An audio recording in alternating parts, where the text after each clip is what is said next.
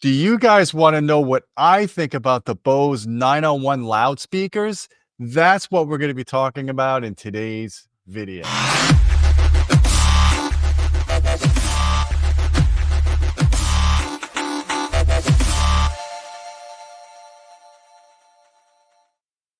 Hey folks, I'm Gene Delasala with Audioholics. So Bose recently acquired Macintosh as well as Sonos Faber, and it went all over the internet. It became viral. We made a post in our community tab. We did an article on audioholics.com. I'll put a link in the description below. And I figured it's a good time to talk about Bose. As you guys know, their most famous loudspeaker was the 901. I think the production of this speaker started in 1968.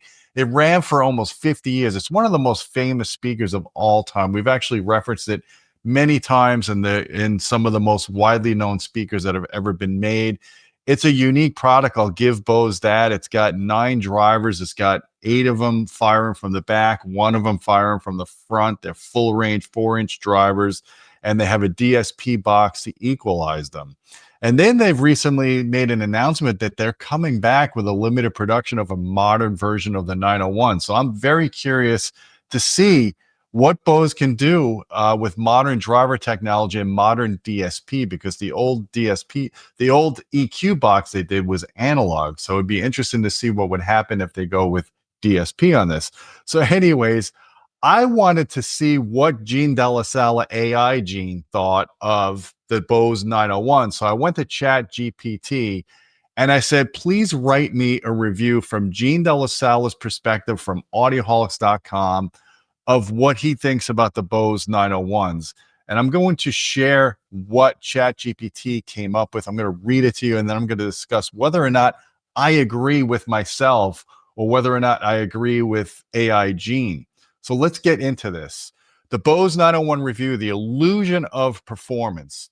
The Bose 901 loudspeakers hold a unique place in the audio industry history, praised for their bold, unconventional design, but frequently criticized for their performance limitations. Introduced in 1968 and produced for an astonishing 46 years before being discontinued in 2014, the Bose 901s aim to redefine how speakers reproduce sound. However, as Gene Delasala of Audioholics.com has pointed out, Bose marketing often overshadows their objective performance of its products. With a retail price of $13.98 per pair in their final iteration, Series 6, Bose 901 targeted the mid to high-end market, but its measured performance and real-world results failed to justify the cost. Build and design. The Bose 901 featured 9 4.5-inch full-range drivers per speaker, 8 of which are rear-facing to reflect sound off the walls. This direct reflecting approach aims to replicate the experience of live music. However, the design sacrifices critical aspects of audio performance, such as imaging, precision, and tonal accuracy. So the Bose philosophy on this speaker was, I think it was 89% of reflected sound from the back, 11% direct firing from the front from the single driver. So anyways, we go on. Gene Delasala has been vocal about his views on Bose design philosophy. Bose spends more time engineering marketing campaigns than they do engineering superior audio products. Their focus is on consumer-friendly features and aesthetics rather than delivering performance that stands up to the scrutiny. So I don't know if I actually wrote that per se. I know I've been vocal on various forums over the years about Bose, so I'm curious where they pulled that from. But anyways, the cabinet, while durable, used basic materials, and the design necessitates the use of an active equalizer, complicating the setup and limiting compatibility with modern systems. And when they talk about that, they mean like with a modern AV receiver, because you have to put this through the tape loop if you want the EQ to be active. Sound performance. Frequency response. Measurements reveal glaring deficiencies. Without the proper active equalizer, the speaker's natural response is almost unlistenable, dominated by the mid-range with little to no bass or treble extension. Even with the equalizer, the response remains uneven and far from neutral. So without the equalizer, you're talking about 9 4.5-inch full-range drivers. Obviously, you're not going to get a lot of bass out of that. And you're not going to get a lot of high frequencies out of that. So you really have to do the EQ. You have to use the EQ with this system. Anyway, measured response with EQ. The bass peaks in at 50 to 100 hertz range, but lacks definition, producing a boomy one note quality. Mid range, overemphasized between 1 to 3 kilohertz, making vocals and instruments sound congested. Treble rolls off sharply above 10 kilohertz, leaving the sound veiled and lacking airiness. You guys have all heard no highs, no lows. It must be a Bose. I know that's like everybody always says that about Bose, but in reality, their headphones are actually pretty darn good. I like the NC700s, but we'll talk more about that in a little bit. Gene Della Sala has commented on Bose frequency tuning in general, saying Bose often manipulates frequency response to create the illusion of fuller sound, but this comes at the cost of accuracy and realism. I do remember saying something about that when dealing with the Bose Cube speakers. I remember there was a huge bump at like 7 or 8 kilohertz in those Cube speakers, and then a bump at like 60 or 100 hertz from the bass module. So it gives you the illusion of bass, gives you the illusion of highs, especially like in a near field demo environment, which is what they would do at the department stores. They would give you those Cube demos, usually in a near field environment. Distortion. Distortion is another weak area of the 901s. At moderate volume, the total harmonic distortion exceeds 3% in the bass and mid-range, which is significantly higher than competing loudspeakers in the same price range. The distortion results in muddy, undefined sound, particularly in complex music passages. 3% doesn't sound like it's massive. I don't know if I totally agree with that, but anyway, especially in the bass range. Directivity and soundstage. The reflected design prioritizes room-filling sound at the expense of imaging and spatial accuracy. Instruments and vocals are poorly localized, and the soundstage lacks depth and definition. This is particularly problematic for audiophiles who value precision sound reproduction. Measurement overview. Frequency response with EQ is from 50 hertz to 15 kilohertz, minus 6 dB, uneven and colored. Distortions greater than 3% in the bass and mid-range, unacceptable for that price. Off-axis performance, chaotic, with tonal shifts that dominate the listening experience. Dynamic range limited, particularly in the low frequencies. And I remember seeing a lot of reviews when these came out, people saying you really do need to add a subwoofer to these if you want, a deep bass with these speakers. History and legacy. The Bose 901 enjoyed an extraordinary production run from 1968 to 2014, evolving through 6 series. It was a revolutionary concept that launched, challenging the traditional approach to speaker design. However, as audio technology advanced, the 901 failed to keep pace. Its reliance on an external equalizer and dated design principles became liabilities rather than assets. Gene Della Sala has been critical of Bose's tendencies to rely on legacy products without significant innovation. The 901 long production run is more of a testament to Bose's marketing success than the speaker's actual performance. Consumers were sold on the concept rather than objective results. Use case. The Bose 901 may appeal to casual listeners seeking diffuse, room-filling sound for background music in large spaces. However, for critical listening, home theater applications, or modern music reproduction is vastly outperformed by competitors. Modern speakers in this price range offer superior detailed dynamics and tonal accuracy. Conclusion. The Bose 901 is a product of its time. Remember, more for its marketing and cultural impact than its performance. In today's market, its flaws, poor imaging and uneven frequency response, high distortion, and reliance on an active equalizer make it a poor value. Competing speakers like the KEF LS50 Meta or ELAC Unify Reference deliver vastly superior performance at comparable prices. Gene Della Sala's verdict on Bose applies aptly here. Bose knows how to sell a story, but when it comes to pure performance, they often fall short. Price comparisons at $13.98 per pair, the Bose 901 is outclassed by numerous modern options. Even budget speakers from JBL, Klipsch, or Polk offer better sound quality and versatility. Verdict, 3.5 out of 10. Innovative in concept, but deeply flawed in execution. Audiophiles and critical listeners should look elsewhere. That's pretty rough.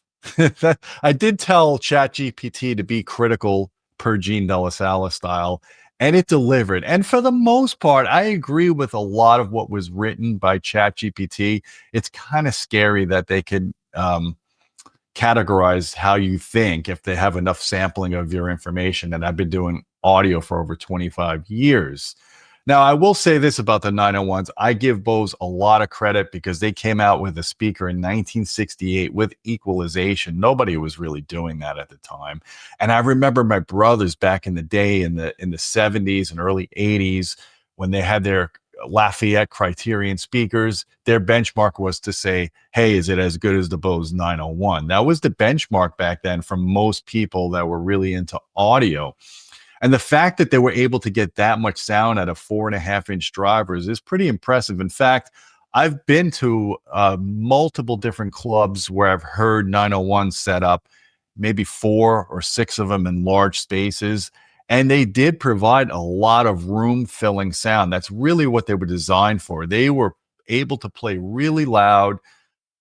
They didn't give you great imaging. They didn't give you great precision. And the bass was pretty you felt it in your chest. It was pretty thumping, but it wasn't deep. So anyone that was really setting these up and wanted full range was going to add like a Cerwin Vega subwoofer module or something, a JBL subwoofer module. They would add that to the system and they maybe high pass the 901s and it would take some of the strain off of those 4.5-inch drivers. It would reduce the distortion of it and it would improve the sound quality of those speakers.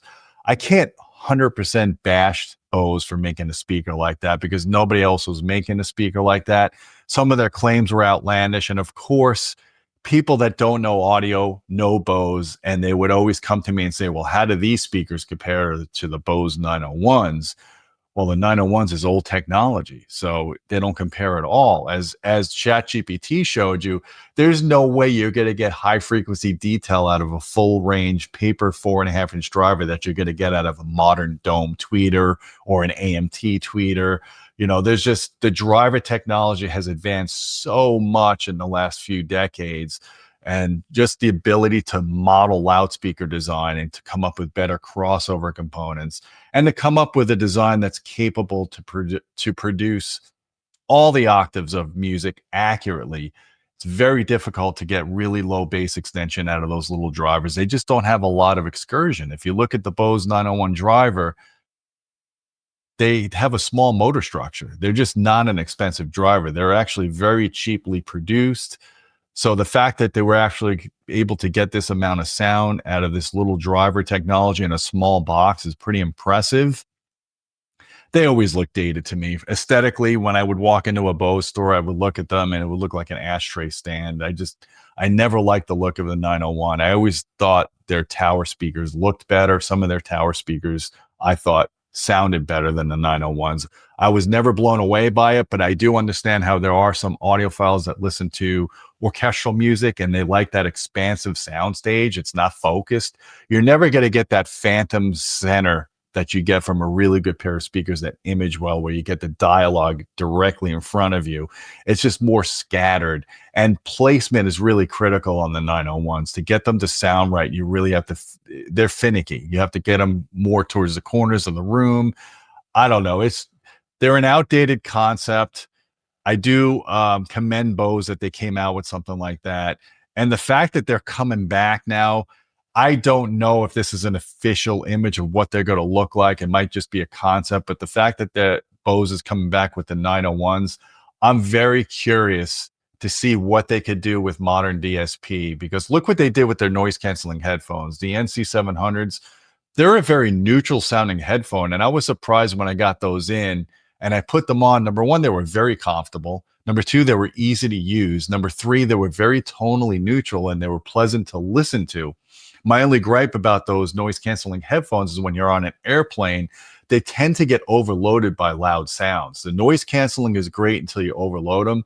But I was sitting by the wing of a plane as it was landing, and the fluttering sounds that came in through the 901s through the 700s noise canceling headphones, that came in and almost made me deaf. It was definitely loud, and I had to take the headphones off. I did not have that problem when I switched to my Sony noise canceling headphones or even my Focals. So there are areas even in the Bose headphones that are lacking, but overall it's still a very good design. I can't really say anything bad about it. I enjoy those headphones, especially because they're very comfortable to wear them.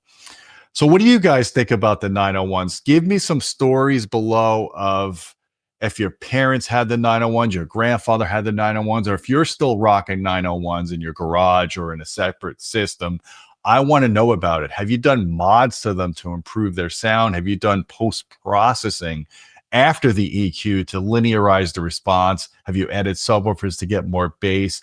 I'm curious about your thoughts on the Bose 901s. I'm also curious about your thoughts on what's going to happen with Macintosh and Sonos Faber now that Bose owns them. Are they going to work together? Are they going to keep the brand separate? Is it all a move to expand their foothold in car audio and nothing more than that? I don't know. We don't know what the future is going to hold for Macintosh. Macintosh has been bought and sold more times than any audio company that I know of in history. So we'll see how long this lasts. But I just thought it would be fun to give you an AI gene generated review. If you like this kind of video, I could do more of these for other iconic products.